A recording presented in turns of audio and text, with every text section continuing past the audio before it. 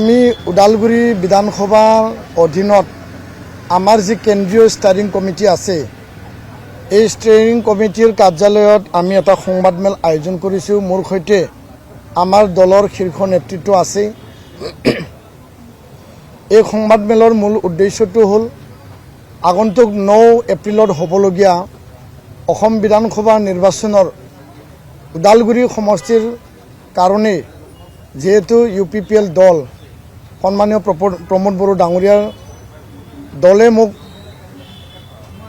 প্ৰাৰ্থী হিচাপে ওদালগুৰি বিধানসভা সমষ্টিত মোক মনোনীত কৰিছে আৰু আমাৰ নিৰ্বাচনী যি প্ৰচাৰ অভিযান দলৰ তৰফৰ পৰা ষ্টেৰিং কমিটিৰ হৈ প্ৰাইমাৰী আৰু বুথ পৰ্যায়ত পূৰ্ণ গতিত আপ টু সুবালৈকে আমি চলাই আছোঁ আৰু প্ৰতিটো বুথত প্ৰতিটো গাঁৱত যোৱাটো আমাৰ লক্ষ্য আৰু উদ্দেশ্য।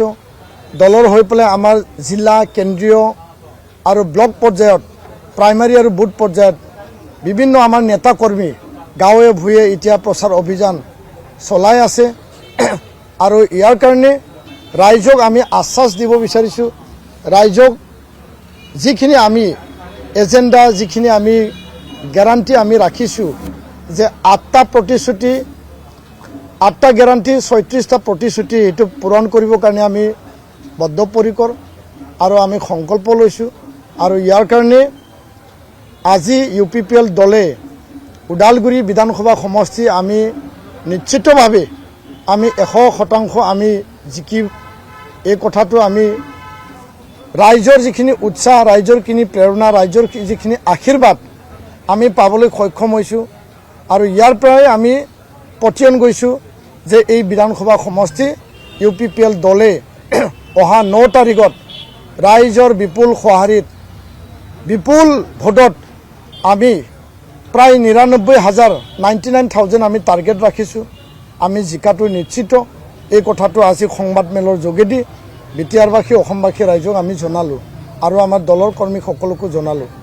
বহুতো আমাৰ সংকল্প আছে বিটিআৰ শান্তি চুক্তি অনুযায়ী শান্তি চিৰযুগমীয়া কৰা, শান্তি চুক্তি অনুযায়ী প্ৰতিটো দফা আখৰে আখৰে ৰূপায়ণ কৰি পেলাই জাতি জনগোষ্ঠীৰ অধিকাৰ আমি সকলোকে অধিকাৰক প্ৰদান কৰা আৰু ইয়াৰ যোগেদি এই অঞ্চলত যিখিনি আমাৰ অনুষ্ঠান প্ৰতিষ্ঠান আন্তঃগাঁথনি স্কুল কলেজ ৰাস্তা দলং যিখিনি নিৰ্মাণ কৰিব লাগে, যিখিনি আমাৰ নদী আছে তাত আমাৰ এম্বেংমেণ্ট মাথাউৰি আমি বান্ধিব লাগে ইৰোশ্যন প্ৰটেকশ্যনৰ কাৰণে।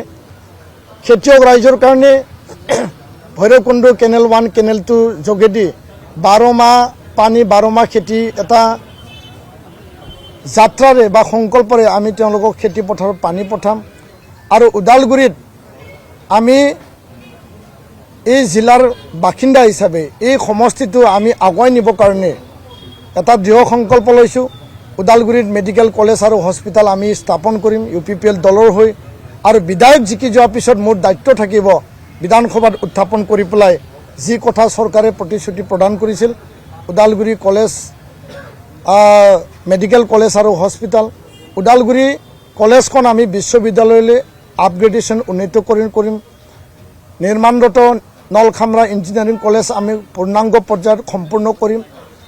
লগতে নাৰ্ছিং কলেজ চুক্তি অনুযায়ী পলিটেকনিক কলেজ চুক্তি অনুযায়ী NIT ট্ৰাইবেল ইউনিভাৰ্চিটি কেম্পাছ আমাৰ ভৱিষ্যত ল'ৰা ছোৱালী তেওঁলোকৰ চাকৰি বাকৰি নিয়োগ নিযুক্তি তেওঁলোকৰ ভাল শিক্ষা প্ৰতিযোগিতামূলক পৰীক্ষাত যাব লগা যিখিনি দিশ আমি আমাৰ দলে এই বিধানসভা সমষ্টিত অন্তৰ্গত সকলোকে আমি দায়িত্ব সহকাৰে আমাৰ নৱপ্ৰজন্ম যুৱ প্ৰজন্ম আমি আগুৱাই লৈ যাম। যাৰ কাৰণে Gen Z নাম এটা দি পেলাই নিউ ভোটাৰ নতুন ভোটাৰ আৰু যুৱ ভোটাৰে যুৱক যুৱতীসকলে আমাৰ লগত 5,000 যুৱক যুৱতী আমাৰ লগত কানেকশ্যন হৈছে আৰু এই এটা আশাৰে আমি আগবাঢ়িছোঁ। আই মাতৃসকলৰ অৰুণোদয় কাটিছে বিভিন্ন ঠাইত গৈছোঁ তেওঁলোকে আমাৰ অভিযোগ দিছে যে পাই থকা অৰুণোদয় কৰ্তন কৰি দিয়াটো এইটো এটা অন্যায় কাম হয় আৰু পুনৰ অৰুণোদয় ঘূৰাই দিয়াটো আমাৰ দায়িত্ব আৰু কৰ্তব্য আৰু যিবিলাকৰ অৰুণোদয় কাটিছে তেওঁলোকক পুনৰ ঘূৰাই দিম। যাৰ যাৰ অৰুণোদয় পোৱা নাই তেওঁলোকক আমি নতুনকৈ লিষ্ট কৰিম। মহিলা উদ্যমিতা আঁচনি ৰেচন কাৰ্ড PMAY ঘৰ বৃদ্ধ পেঞ্চন বিধৱা পেঞ্চন হিতাধিকাৰী যিখিনি স্কিম আছে সকলো স্কিমক আমি 100% সমষ্টিবাসী ৰাইজৰ আই মাতৃ আমাৰ বাইদেউ আমাৰ ভণ্টি যিসকল আছে মহিলা সবলীকৰণ যি এম্পাৱাৰমেণ্টৰ কথা আমি তেওঁলোকৰ দ্বাৰা এই আঁচনিৰ দ্বাৰা তেওঁলোকক আগবঢ়াই লৈ যোৱাটো আমাৰ এটা সংকল্প। এইখিনি কথা কৈ ৰাইজক মই আহ্বান জনাইছোঁ যে ৰাইজে যাতে কোনো কাৰণত কোনো বিনিময়ত এজন মানুহক চাৰিবাৰ যিগৰাকী মানুহে নিৰ্বাচনত ভোট লৈ পেলাই 20 বছৰ MLA হ'ল 20টা বছৰ MLA ৰিহন দৈমাৰী ডাঙৰীয়া আৰু দুবাৰ মন্ত্ৰী পানী যোগান মন্ত্ৰী ওদালগুৰি টাউনত পানী খুৱাব পৰা নাই, ভাৰত বিধান সীমান্ত অঞ্চলত পানী খুৱাব পৰা নাই, জীৱ জন্তুৱে খোৱা পানী ফিল্টাৰ কৰি পেলাই এতিয়াও ৰাইজে ভাৰত ভূটান সীমান্ত অঞ্চলত পানী খাব লগা হয়। তাত এসপ্তাহ ৰখি তেওঁলোকে পানী আনিব লগা হয়। হাতী মানুহৰ সংঘাত তেওঁ কোনো গুৰুত্ব নল'লে আৰু তেওঁ 20টা বছৰ যিহেতু MLA আছিল 2021 চনত তেখেতক হাৰাই তেখেতক প্ৰত্যাখ্যান জনাই তেখেতক ৰেজেক্ট কৰি পেলাই ওদালগুৰি সমষ্টিবাসী ৰাইজে তেখেতক MLA নালাগে বুলি অলৰেডি বিদায় দিছে। কিন্তু পুনৰ তেওঁ MCLA জিকিলে ভৈৰৱকুণ্ডত 3টা পৰিষদীয় সমষ্টিৰ এটা পৰিষদীয় সমষ্টিত তেওঁ MCLA জিকিলে আৰু এতিয়া বৰ্তমান ডেপুটি চিফ। আৰু আমি জনাত BJP BPF যদিও এলায়েন্স আছে ভোটাৰ ৰাইজে UPPL দলকে ভোট দিব, দীপেন বড়োকে ভোট দিব। নতুন মানুহ কিবা এটা কৰিম বুলি আহিছে আৰু কিবা এটা কৰিব বিচৰা মানুহক এবাৰ সুযোগ দিব লাগে। আৰু তেওঁ যিহেতু ৰিহন দৈমাৰী ডাঙৰীয়া ডেপুটি চিফ হৈ আছে তেওঁ ডেপুটি চিফ হৈ থাকক। এই মতামতটো BPF দলৰে, সেই মতামতটো বিভিন্ন ৰাইজৰ। কাৰণ এটা মানুহ কিয় দুটা ল'ব, এটা মানুহক আমি কিমানবাৰ চাম, নতুন মানুহক চাব লাগে। সেই কথাটো এতিয়া সকলোৱে কৈছে। এইখিনিয়ে ৰাইজক মই আহ্বান জনাইছোঁ, আপোনালোকৰ আশীৰ্বাদ, আপোনালোকে মোক পুত্ৰ সন্তান নিজৰ ভাই ককাইৰ দৰে যি মৰম আৰু আশীৰ্বাদ দিছে, আমাক দলৰ কৰ্মীসকলে দিনে ৰাতি যি এটা কষ্ট কৰিছে এই কষ্ট পৰিশ্ৰমৰ ফল আমি আগন্তুক 4 মে তাৰিখে পাবলৈ সক্ষম হ'ম। মই একেলেঠাৰি আৰু ক'ব বিচাৰিছোঁ যে যোৱা পৰহি ভৈৰৱকুণ্ড অঞ্চলৰ পৰা দুৰ্বৃত্তৰ এটা দলে আৰু আমি জনাত যিসকলৰ আমাৰ সমৰ্থনৰ গাড়ী আছিল যে AS12 AG 1577 এই বলেৰো গাড়ীখন ভৈৰৱকুণ্ড থানা ওচৰতে শিল দলিয়াই পেলাই গাড়ী ভাঙি চূৰ্ণ বিচূৰ্ণ কৰিছে। আৰু ইয়াৰ কাৰণে মই কেণ্ডিডেট হৈ পেলাই আমাৰ দলৰ শীৰ্ষ নেতৃত্বক লৈ পেলাই আমি আলোচনা কৰিছোঁ। BTRত 15টা সমষ্টিত কোনো সমষ্টিত গণ্ডগোল নাই, 126টা বিধানসভা সমষ্টি অসমত কোনো গণ্ডগোল নাই। এতিয়া আমি দেখিবলৈ পাইছোঁ যে ৰিহন দৈমাৰীৰ কিছুমান গুণ্ডা বাহিনী লগাই দিছে, ইফালে আমজুলি, ইফালে বৰমুকুলি, ইফালে ভৈৰৱকুণ্ড, ওদালগুৰি টাউন, খৌৰাং বিভিন্ন প্ৰান্তত 4-5খন গুণ্ডা বাহিনীৰ দলে এতিয়া UPPL দলৰ সমৰ্থন প্ৰচাৰলৈ যোৱা গাড়ীসকলক তেওঁলোকে শিল মাৰি ভাঙি দিয়া আক্ৰমণ কৰা এটা নীতি, যি নীতি তেওঁ পৰিষদীয় ইলেকশ্যনত এই পন্থাটো লৈছিল, এই পন্থাটো পুনৰ সি আকৌ এপ্লাই কৰিছে আৰু UPPL দলৰ সমৰ্থনৰ বলেৰোখন ভাঙি দিছে। গুণ্ডা লগাই পেলাই ইলেকশ্যন খেলাটো ৰাইজে কেতিয়াও ভাল নাপায়।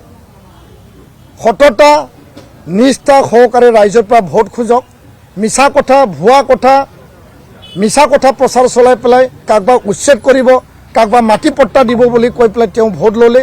এতিয়া আকৌ পুনৰ ইলেকশ্যনত নামিছে, তেখেতক চব লাগে। আৰু আমি জনাত যোনটো আমাৰ তাত অভিযোগ আহিছে যে ওদালগুৰি টাউন কমিটিৰ চেয়াৰমেন তেওঁ, ওদালগুৰি কলেজৰ গভৰ্ণিং বডিৰ চেয়াৰমেন তেওঁ, ওদালগুৰি হাই ছেকেণ্ডাৰী চেয়াৰমেন তেওঁ, হস্পিটেলৰ চেয়াৰমেন তেওঁ, আৰু কিমান লাগে। 20 বছৰ তেওঁ MLA, ৰাইজে তাক হাৰালে, এতিয়া পুনৰ ডেপুটি চিফ, তাৰপিছত আকৌ MLA খেলিছে। গোটেই টাউন গাঁও ভূঞে যিমান সভা সমিতি আছে তাৰ গোটেই চেয়াৰমেন তেওঁ।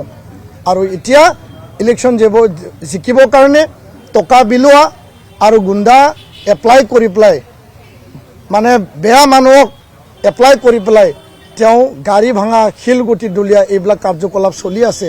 আমি দুখ পাইছোঁ, আমি ধিক্কাৰ জনাইছোঁ আৰু ওদালগুৰি জিলা প্ৰশাসনক কঠোৰ হ'বলৈ মই আহ্বান জনাইছোঁ, আৰক্ষী বিষয়াক মই কঠোৰ হ'বলৈ আহ্বান জনাইছোঁ আৰু DGP ডাঙৰীয়াক কঠোৰ হ'বলৈ আহ্বান জনাইছোঁ, ৰিটাৰ্ণিং অফিচাৰক কঠোৰ হ'বলৈ আহ্বান জনাইছোঁ আৰু ইলেকশ্যন কমিশ্যন অফ ইণ্ডিয়াৰ ওপৰত মানে ওচৰত ECIৰ ওচৰত আমি আমাৰ যিখিনি অভিযোগ এই অভিযোগ আমি দাঙি ধৰিছোঁ। ইয়াৰ এটা কেছ ৰেজিষ্টাৰ কৰিবৰ কাৰণে আমি FIR দিছোঁ, কিন্তু এতিয়ালৈকে একশ্যন লোৱা আমি দেখা নাই। তো এইটো উচ্চ পৰ্যায়লৈকে এই যে ইয়াত গুণ্ডা বাহিনী ব্যৱহাৰ কৰি পেলাই ভয় খুৱাই পেলাই ইলেকশ্যন জিতাৰ এটা যি পন্থা যোৱাবাৰ কৰিলে এইবাৰো কৰিছে, এইটো কোনো কাৰণত আমাৰ দলৰ মানুহবিলাকে ভয় কৰিব নালাগে আৰু কোনো কাৰণত আমাৰ দলৰ মানুহ হিংসাত লিপ্ত হ'ব নালাগে। প্ৰশাসন কঠোৰ হওক, যোনে গাড়ী ভাঙিছে তাক এৰেষ্ট কৰক, সেইটোৱে আমি বিচাৰিছোঁ। আৰু ইয়াৰ কাৰণে সন্মানীয় ৰাইজক মই আহ্বান জনাইছোঁ, দলৰ হৈ আহ্বান জনাইছোঁ, আমি জিকিম আপোনালোকৰ আশীৰ্বাদত আৰু আমি নতুন চিন্তা, নতুন কাম, নতুন পৰিকল্পনা, নতুন সংকল্পলৈ আমি আগবাঢ়িছোঁ। নাই, এইটো এতিয়া BTCত পৰিয়ালকেন্দ্ৰিক ৰাজনীতি আৰম্ভ হৈছে। ইফালে কোকৰাঝাৰত আমাৰ চিফ ডাঙৰীয়াৰ পৰিয়ালকেন্দ্ৰিক, হয় না নহয়, আৰু ইফালে ৰেহন দৈমাৰী ডাঙৰীয়াৰ পৰিয়ালকেন্দ্ৰিক। সমস্ত ক্ষমতা তাকে লাগে পৃথিৱীত, আৰু সি কাকো দিব নিবিচাৰে আৰু দৰিদ্ৰ দুখীয়া ৰাইজৰ কথা সি কেতিয়াও চিন্তা নকৰে। আৰু তাৰ কাৰণে 20 বছৰ MLA, 10 বছৰ মন্ত্ৰী, এতিয়া আকৌ MCLA, MLA হাৰাৰ পিছত এতিয়া আকৌ ডেপুটি চিফ, ইয়াৰ পিছত আকৌ আমি শুনিবলৈ পাইছোঁ BPFৰ ভিতৰৰ খবৰ, মানে BPF দলৰ যি একদম অন্তৰৰ মানে পাকঘৰৰ খবৰ বুলি ক'ব লাগিব, যে তেওঁলোকৰ মাজত আলোচনা হৈছে যে ৰেহন দৈমাৰী যদি MLA জিকি যায়, জিকাটোতো সি নিজিকে, কিন্তু কিবা কাৰণত তেওঁলোকৰ মাজৰ আলোচনা যদি জিকি যায় তেতিয়াহ'লে তাৰ ল'ৰাক MCLA বনাব। এইটো BPF দলৰ পাকঘৰৰ খবৰ, যে তেওঁলোকেও ভাল পোৱা নাই আৰু এটা মানুহে কিয় ইমান ল'বহে। এই কথাটো BPF দলৰ নেতা কৰ্মীয়ে কৈছে আৰু তেওঁলোকে কৈছে যে BPF BJP এলায়েন্স আছে, BPF নিজৰ কেণ্ডিডেট আছে, আমি দলৰ হৈ কৰিম, কিন্তু ভোট কিন্তু আমি দীপেন বড়োকে দিম, নতুন মানুহক দিম, ভাল মানুহক দিম, তেওঁ কিবা এটা কৰিম বুলি আহিছে, তাৰ কাৰণে আমি ভোট দিম বুলি সকলো মানুহ ভোটাৰ ৰাইজে সেই কথাটো কৈছে।